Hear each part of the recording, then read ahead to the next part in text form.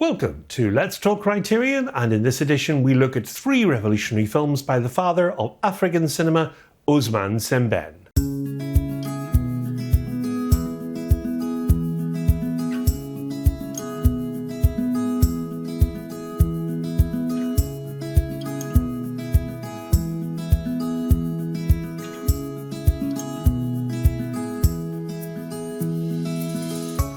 Ousmane Sembène was born in January 1923 in Senegal, and he's often credited in the French style Sembène Ousmane, and he was the son of a fisherman brought up in the strict doctrines of the Serer religion, with special regard to the Tour festival, in which he was made the cult servant.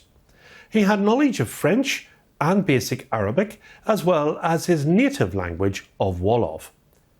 He was drafted into the Senegalese Trélailleur, that's a corps of the French army, during the Second World War, and he returned to his home country in 1947 and participated in a long railroad strike on which he later based his seminal novel God's Bits of Wood, which was published in 1960. He had a literary career before moving into film direction. Concerned with effecting social change, Sembène wanted to touch a wider audience, and realising his written work would only reach the cultural elite, he moved into filmmaking with his first short film, La Noire 2, based on one of his own short stories. Although only 60 minutes in length, the film won the Prix Jean Vigo and brought attention to both African cinema generally and to Sembène especially. He followed this success with Black Girl, the film Mandabi, or The Money Order, which is in the Criterion collection. The Money Order achieved his dream of making a film in the Wolof language. His revolutionary films came in the 1970s, and the set we're featuring contains three of those titles: Emitaï from 1971, Xala from 1975, and Ceddo from 1977. At this point in his career, Sembène's film work tended to be more controversial. Emitaï has ritual sacrifice, tom-toms, faces hidden in the treetops, and the traditional matter of Darkest Africa. And the word derives its name from a Senegalese god, who represents the passage from one stage of life to a new and better one. The film takes place near the beginning of World War II, and the troops have been sent to seize 50 tons of harvested rice in a little village from which they have already impressed the able-bodied young men to serve in the army of Marshal Pétain. Now, the villagers don't exactly need the rice. It is to be used in religious ceremonies, not for sustenance, and the French don't really need it either. Halfway through the movie, de Gaulle replaces Pétain, and the above-ground battles are brought to an end, and so is the demand for overseas food. But everyone remains inflexible, and the story of Emitaï continues to a fatal standoff in its eventual bitter conclusion. I don't mean to suggest that Sembène doesn't take sides, of course. He does, and of course he isn't pro-French, but his stronger interest was in the life of the village and in the difficult, slightly hostile relations between the men who conduct the religious ceremonies and the women who seem to do the work, and in the relations between the men and the gods, who sometimes appear when summoned and sometimes they don't, and who generally give their worshippers a hard time, and generally they're given a hard time in return. Just before the village chief dies, for instance, from French rifle wounds, he utterly renounces these gods, whereupon he is gotten up for a marvellous funeral so he may rest with them in eternity. This juxtaposition is typical of the spirit Emitaï. It is a cool, balanced, proportionate spirit, affectionate but wonderfully suited to the intricacies and the idiosyncrasies of the subject matter. Sembène here does not grab you, he engages you, and much of the time he photographs his action in the middle distance, not for the sake of the distance, but for the sake of an inclusiveness that keeps surprising you with its ironic sophistication. Emitaï isn't a very complicated movie. In the abstract, in fact, it's little more than a tragic vignette. The film was entered into the 7th Moscow International Film Festival, where it won the Silver Prize, but it was also banned throughout West Africa. Emitaï explores the strains that colonialism places upon cultural traditions, and in the process discovers a people's hidden reserves of rebellion and dignity. Xala from 1975 was his 5th major motion picture, coming hot off the heels of hits like Black Girl, Mandabi and Emitaï. This film was a stinging satire about the political and economic climate of his home country. Filmed in French and Wolof, Xala was unlike any work he had produced to that point. Xala means sexual impotence in Wolof. The film itself takes place in modern-day Senegal and mostly follows a group of wealthy businessmen involved in the Chamber of Commerce. Now, our lead character here, El Hadji Aboukadei Bay, that's Therno Lay, is an aging businessman looking to show off his success in an extravagant way. And what better way to impress people than to take his third wife? By marrying a young woman, Bay looks to show off his vast economic and social success. Unfortunately for Aboukadei Bay, things aren't so simple. Now, I'm happy to report here that this absolutely wasn't the case in the case of Xala, even without much of an idea of Senegal and Africa as a whole, especially their political and economic climate at the time.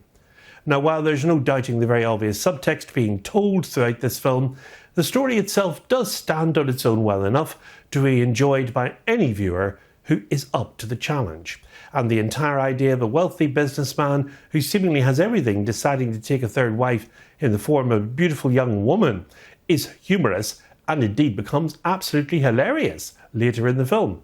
Everything he knows is flipped on its head, and for the first time in his rather privileged life, Aboukadei Bay has been stripped of what makes him feel most powerful, and instead he is shamed into near submission. His first and second wives and his daughter being completely opposed to the idea of the third wife adds to Bay's problems and ensures that no matter what he tries, he isn't able to get ahead in any sense. Xala's main character isn't likeable even for a second, and it really helps nail home the central ideas of the film, which of course is the complete and utter incompetence and ineffectiveness of many African governments of the time. El Hadji benefits greatly from being a corrupt business, taking from those around him and trying to show it off to others in the form of a younger woman. Far out of his league, of course.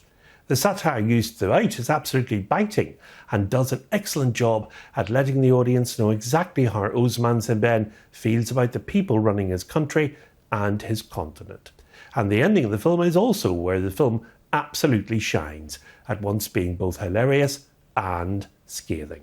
Xala adeptly combines elements of African folklore and popular cinema, and Sembene indicts the hubris, entitlement and opportunism of male authority figures. And the final film in the set is Ceddo. Now, this is the most controversial of the three.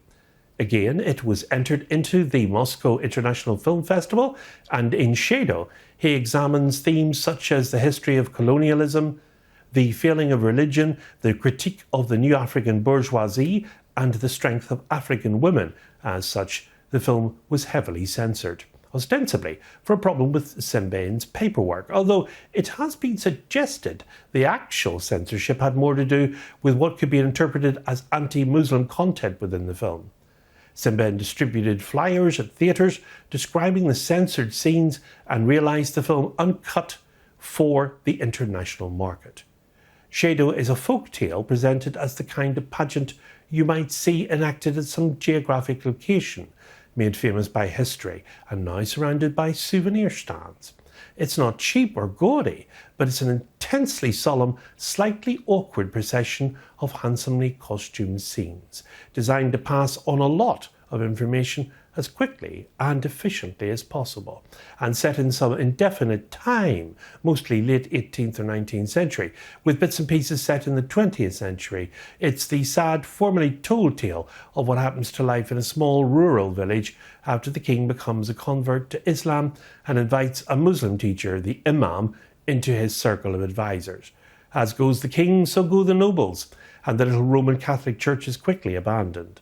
Only the Ceddo, or common people, who earlier resisted Rome, refused to follow the king, and in the ensuing power struggle, the Ceddo kidnap the king's daughter to force him to meet their demands.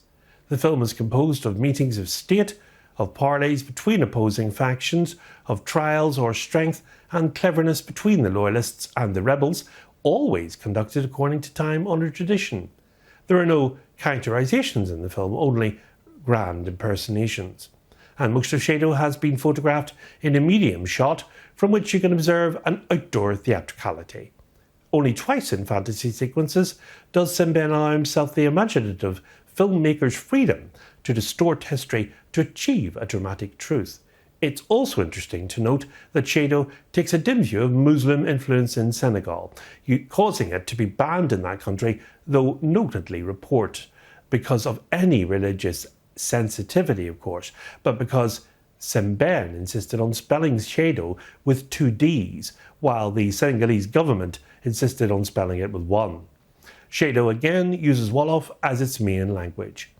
Ceddo's an ambitious, multi-layered epic that explores the combustible tensions, religious colonization, political expediency, and individual freedom. And these films, along with Black Girl and Mandabe, brings the total now to 5 films in the collection. This long-awaited set is spread over 3 separate Blu-ray discs and contains the following special features. New 4K digital restorations of all 3 films with uncompressed mono soundtracks contained on the Blu-rays. New conversation between Mahan Bonetti, founder and executive director of the African Film Festival. The Making of Ceddo, a 1981 documentary by Paulin Somano Vieira. New English subtitle translations for the films, and an essay written by the film scholar Yasmina Price. And the cover art is by Ifi Shejina. I have to say, I'm slightly disappointed about the lack of special features on a set of this type. I would have welcomed a documentary of Sembene's life itself, as it's certainly worth seeing that. And I see this set as more of a social education, and at least we do have a documentary on the making of Ceddo, which of course should be interesting.